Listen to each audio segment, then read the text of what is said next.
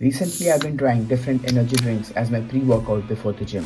And along with that, मैंने इन energy drinks में जो भी कंपाउंड होते हैं उन पे काफ़ी रिसर्च करा है और पढ़ा है, जैसे कि एल कार्टिनिन, जिनसेंग, कैफीन, टॉरिन और भी बहुत सारे कंपाउंड्स होते हैं और वो हमारे बॉडी को कैसे कैसे इफेक्ट करते हैं। तो इस वीडियो में मैं आपको बताऊंगा कि इन कंपाउंड्स का हमारे बॉडी पे कैसे इफेक्ट होता है and in the end we will talk about whether these energy drinks work और नॉट। तो वीडियो स्टार्ट करने के पहले मैं आपको बेस्ट चीज़ ये बताऊंगा कि जो ये एनर्जी ड्रिंक्स होते हैं इनमें लिटरली एनर्जी नहीं होता है, मतलब जैसे कार्ब्स इसमें नहीं होते हैं। इसमें 100 ml में सिर्फ 0.9 ग्राम्स कार्ब्स हैं। इसका मतलब कि जो हमें एनर्जी इसमें मिलती है वो ऐसा नहीं है कि कार्बोहाइड्रेट से मिलती है। इन्होंने जो भी इसको स्वीटन किया होता है वो सारा स्वीटनर से स्वीटन किया होता है, मतलब इसमें शुगर या फिर कार्ब्स नहीं होता है। तो ये एनर्जी ड्रिंक्स आपको लिटरली एनर्जी नहीं देती हैं, बट दे हैव कंपाउंड्स जो कि आपके बॉडी में स्टिमुलेंट्स का काम करते हैं और उसके थ्रू आपको एनर्जी मिलता है और आपको वर्कआउट्स में हेल्प मिलता है। So that is how energy drinks work.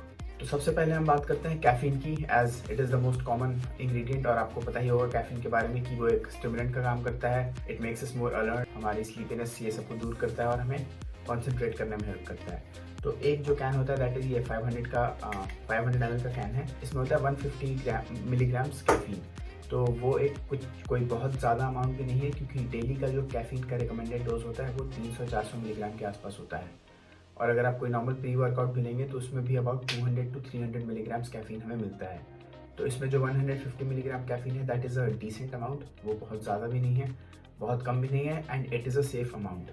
So caffeine really helps a lot before workouts, क्योंकि कॉफ़ी तो मैं हमेशा पीता ही पीता हूँ वर्कआउट के पहले, बिकॉज कैफीन जब किक इन करता है तो आपको बहुत अच्छा हेल्प करता है वर्कआउट में काफ़ी, और उसका इफेक्ट भी काफ़ी 3-4 घंटे तक रहता है कैफीन का। तो 150 milligrams of caffeine in one can is a good amount and it really helps a lot. The second thing that we're going to talk about is L-carnitine. L-carnitine is a type of non-essential amino acids. Non-essential का मतलब है कि हमारी body इसको अपने आप से produce कर सकती है एंड ज़रूरी नहीं है कि हम इसे बाहर के किसी खाने से ही कंज्यूम करें। अमीनो एसिड्स क्या होता है कि these are the chemicals which combine together to make proteins. L-carnitine is a type of amino acid. तो L-carnitine का काम क्या होता है कि ये हमारे जो लॉन्ग चेन फैटी एसिड्स होते हैं उसको माइटोकॉन्ड्रिया में ट्रांसफर करता है, जहाँ पर ये फैट को ऑक्सीडाइज करके फ्यूल या फिर एनर्जी बनाता है। तो इट इनडायरेक्टली एनर्जी प्रोड्यूस कर रहा है ये। तो थ्योरी ये है कि ये हमारे फैट को बर्न करके उसमें एनर्जी प्रोड्यूस करता है। इसलिए भी जितने भी फैट बर्नर्स होते हैं उन सारे में ये कंपाउंड प्रेजेंट होता है, क्योंकि थ्योरी ये है कि ये फैट्स को बर्न करके उससे एनर्जी प्रोड्यूस करता है। But this is questionable, but ये बात पक्की है कि L-carnitine हमें हेल्प करता है एक्स्ट्रा एनर्जी प्रोड्यूस करने में। Next up we are going to talk about taurine, which is another amino acid. So taurine हमारी बॉडी में रेडिली अवेलेबल होता है, but the first time taurine was found, it was found from the bile of an ox back in 1820s। और इसी कारण से red bull drink का नाम जो है वो रेड बुल है, बिकॉज टॉरिन होता है उसमें, and taurine was initially for the first time isolated from the bile of an ox.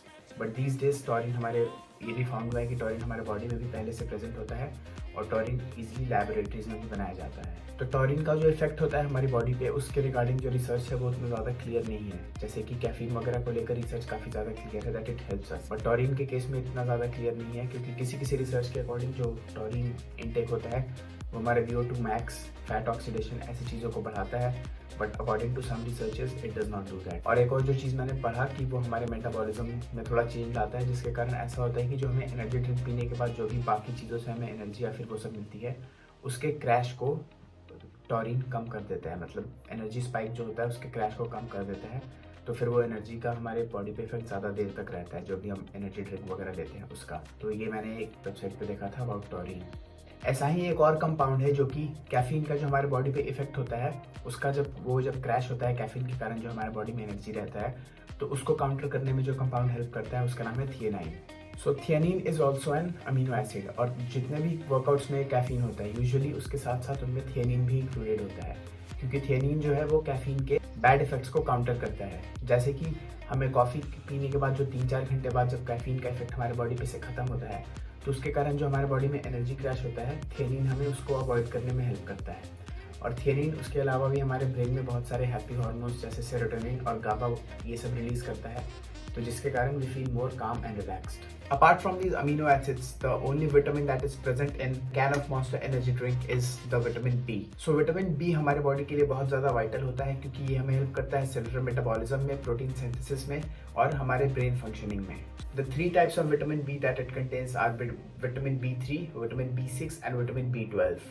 So all these three vitamins have different functions in our body. For example, vitamin B3 helps in energy production and it helps in glycogen preservation in our body. और जो vitamin B6 होता है, that helps in the creation of new red blood cells, which will eventually increase the amount of oxygen in our blood. क्योंकि जो oxygen होता है वो haemoglobin के थ्रू ट्रैवल करता है हमारी बॉडी में, and the hemoglobin is present in the red blood cell. तो increase in the number of red blood cells mean more oxygen in our body.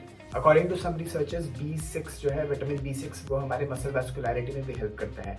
That is giving us more vascularity ताकि may be workout के बाद एक better pump आएगा if you consume vitamin B6 before the workouts. The third one is vitamin B12. तो according to the researchers of course vitamin B12 हमारे body में protein breakdown में help करता है, which eventually helps in the muscle building process.